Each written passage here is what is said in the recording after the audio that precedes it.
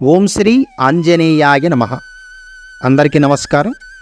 ఈ వీడియోలో గుడిలో మరియు పవిత్రమైన ప్రాంతాలలో మరియు పుణ్యక్షేత్రాలలో రావి చెట్టు వేప చెట్టు ఎందుకు కలిసి ఉంటాయో ఈ వీడియోలో తెలుసుకుందాం.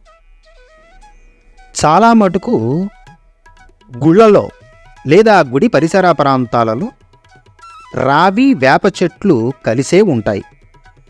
రావి చెట్టును విష్ణుమూర్తి స్వరూపంగాను, వేప చెట్టును లక్ష్మీదేవి అంశగాను భావించాలి అని పురాణాలు చెప్పాయి.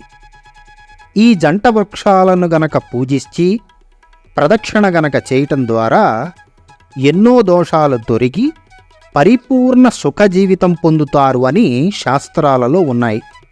ముఖ్యంగా శనిదోషం ఉన్నవారు రావి చెట్టుకు పూజించాలని, రావి చెట్టుకు నమస్కరిస్తే సకల దోషాలు మరియు ఎన్నో దోషాలు తొలగిపోవటానికి ఆస్కారం ఉన్నదని శాస్త్రాలలో ఉన్నది.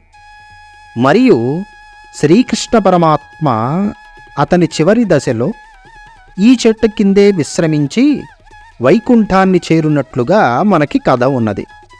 అలాగే వేప చెట్టు గాలి కూడా ఎన్నో జబ్బుల్ని దూరం చేసేటటువంటి శక్తి ఉన్నది. మనం పెంచినా పెంచకపోయినా సరే ఎక్కడ పవిత్రత ఉంటుందో అక్కడ ఈ రెండు వృక్షాలు వాటికవే పెరుగుతూ ఉంటాయి. మనము ప్రత్యేకంగా పెంచవలసిన అవసరము లేదు. కానీ రావి చెట్టు ఇంటి పరిసర ప్రాంతాల్లో ఉండకూడదు. వేప చెట్టు ఇంటి ముందు గాని ఇంటి వెనుక భాగంలో గాని ఉండవచ్చు.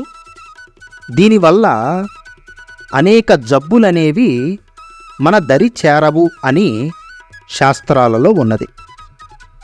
సర్వే జనాః సుఖినో భవంతు.